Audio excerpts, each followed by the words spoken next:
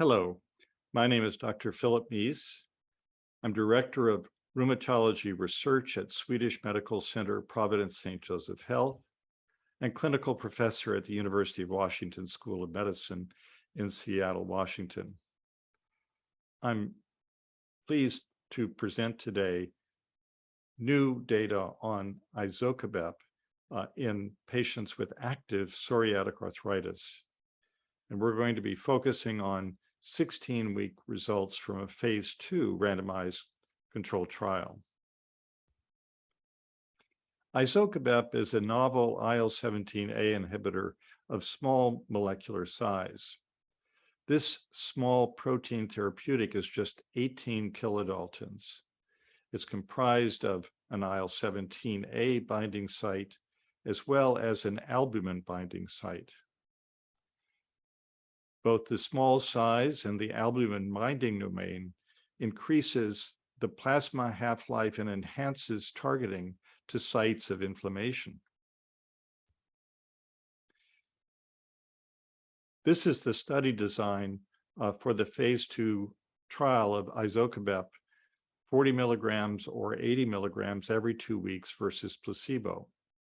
The patients enrolled were characteristic for psoriatic arthritis, fulfilling Caspar criteria, having at least 3 tender and swollen joints, previous failure to nonsteroidals or conventional synthetic DMARDs, or a TNF inhibitor.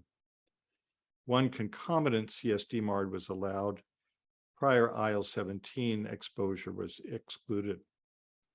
The key endpoints are noted on the right, and we'll be walking through these as I present today.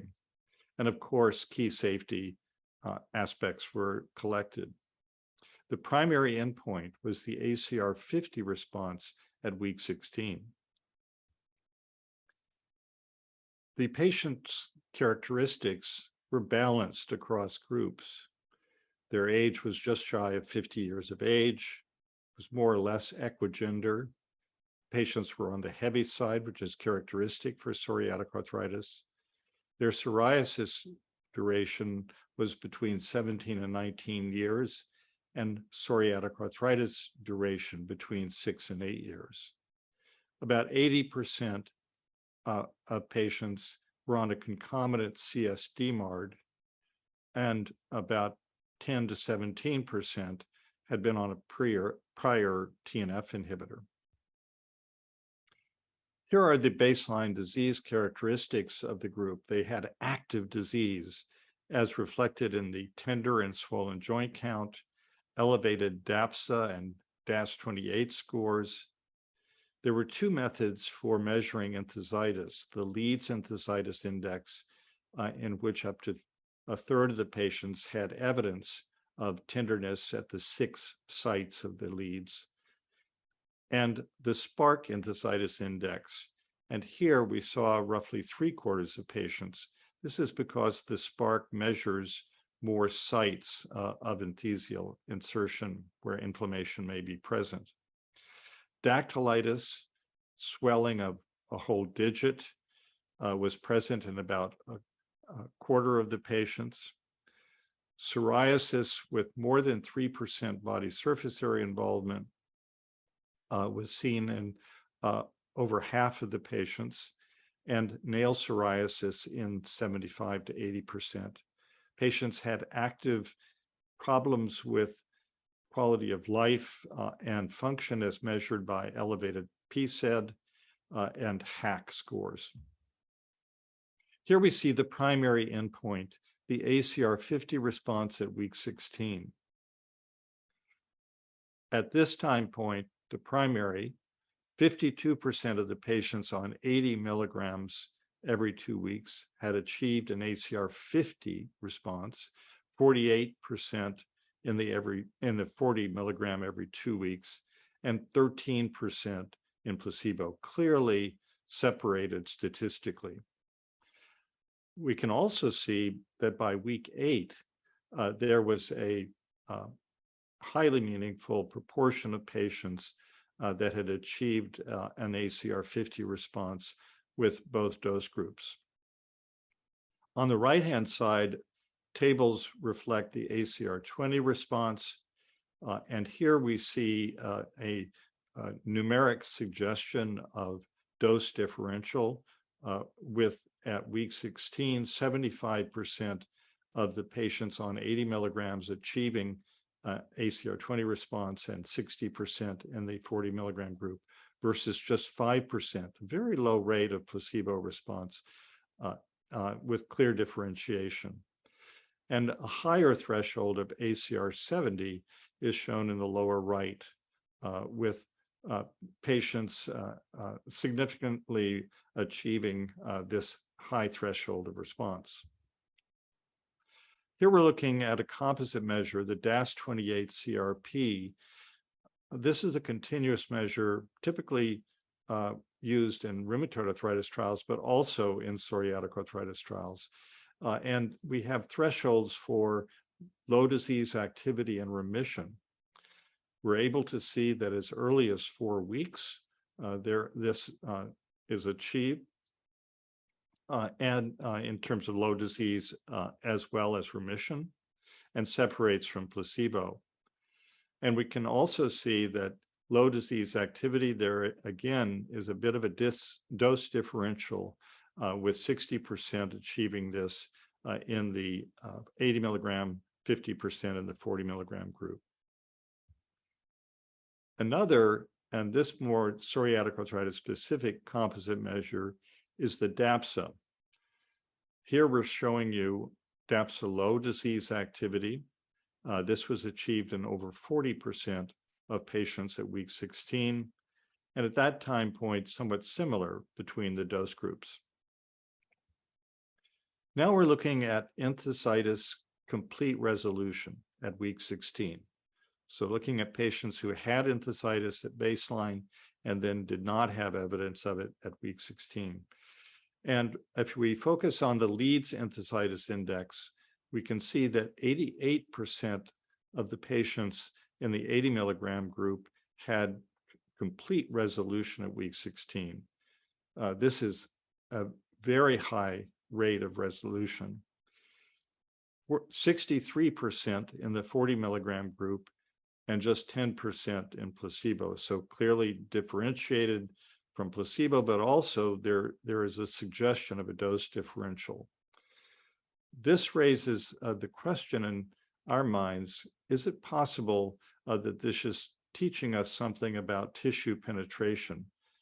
Enthesitis is a typically very difficult clinical domain to treat because it is relatively avascular, and especially in lower extremity entheses, such as the Achilles tendon insertion, there is continual microtrauma as patients walk about.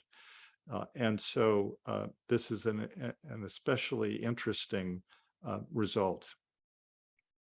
If we move over to the right, we see results with the SPARC.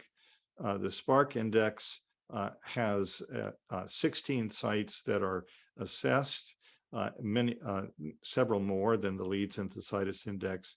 And here too, we're also showing significant complete resolution at week 16 and some differentiation between the doses. Turning to the skin, we're showing PASI 90 and PASI 100 response rates here. These are very high thresholds of skin clearance, with PASI 100 representing complete resolution of psoriasis.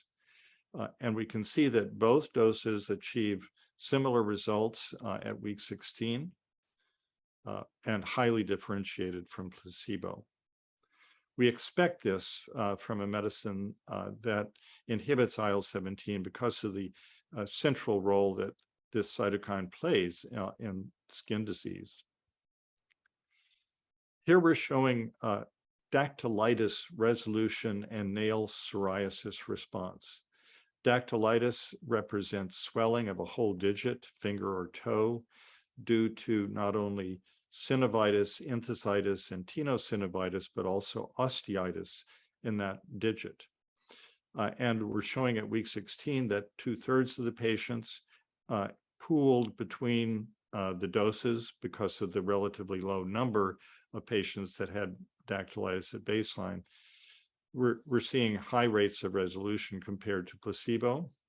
And on the right, we see improvement in nail psoriasis. Like dactylitis, very difficult to treat clinical domain and takes a little time, but by week 16, already showing significant improvement. Here is a measure known as minimal disease activity. Minimal disease activity was developed by the GRAPPA group, and there are 7 items that are deemed to be important, including such factors as tender and swollen joint count, skin disease, patient pain, patient global physical function, and enthesitis.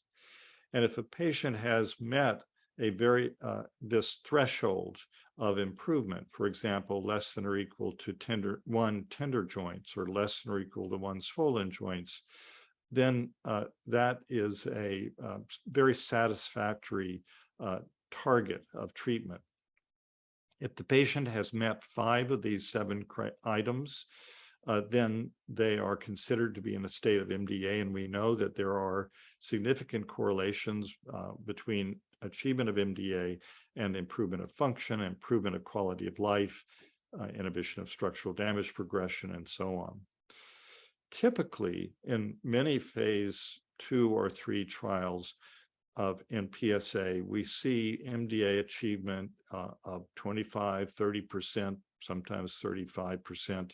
But here we're showing you greater levels of MDA response at week 16, approximately 40% with the 2 dose arms. So this is considered to be a highly important result. Here we're showing results of a psoriatic arthritis function and quality of life measure known as the PsA-9. At week 16, 41% in the higher dose group have achieved a threshold of improvement of at least 3 on this score, and 31% in the 40 milligram group. So this is considered clinically meaningful. And already at week 4, we see a quarter of the patients had achieved this in the higher dose group, 11% in the lower dose group. Here we're looking at safety outcomes at week 16. First, any treatment emergent adverse events were seen in a somewhat balanced fashion between the dose arms and placebo. There were no serious adverse events. Mild TEAEs were seen in 40 to 50%. Moderate to severe TEAEs were seen in a 6 to 25%. And TEAEs leading to withdrawal in only 2 patients in the Izokibep 40 milligram group. Injection site reactions or injection site erythema were seen, as noted here, as well as some other types of adverse events that are typical in clinical trials, including, for example, headache, diarrhea, and so forth. Candidiasis, which is of interest in an IL-17 inhibitor, was seen in 1 patient in the 40 milligram group, none in the 80 milligram group. There were no new onset or flares of IBD, and really no important differences across the dosage groups compared to placebo, except for the injection site reactions. So in conclusion, Izokibep, a novel small protein therapeutic, achieved consistently high levels of response across all disease domains in psoriatic arthritis, beginning early and with ongoing improvements seen throughout the course of the trial. This was reflected in a number of different measures, including composite measures such as DAS28, PsA, minimal disease activity, but also in specific measures such as the ACR responses, enthesitis and dactylitis resolution, skin improvement, and as well as nail improvement. And measures of quality of life and function improved as noted in our presentation. The safety profile of Izokibep was generally consistent with other IL-17A inhibitors, and in this trial, event rates were mostly similar to placebo. Current phase 2 data show robust differentiated efficacy on some difficult to treat tissues, such as enthesitis, and support advancement into phase 3 studies. Since higher doses of Izokibep delivered subcutaneously are feasible, future studies will explore higher doses to examine the potential of achieving even greater benefits. Thanks to all the patients, trial investigators, site staff, and service providers. And here are the principal investigators and their countries noted here. Thank you so much for your attention.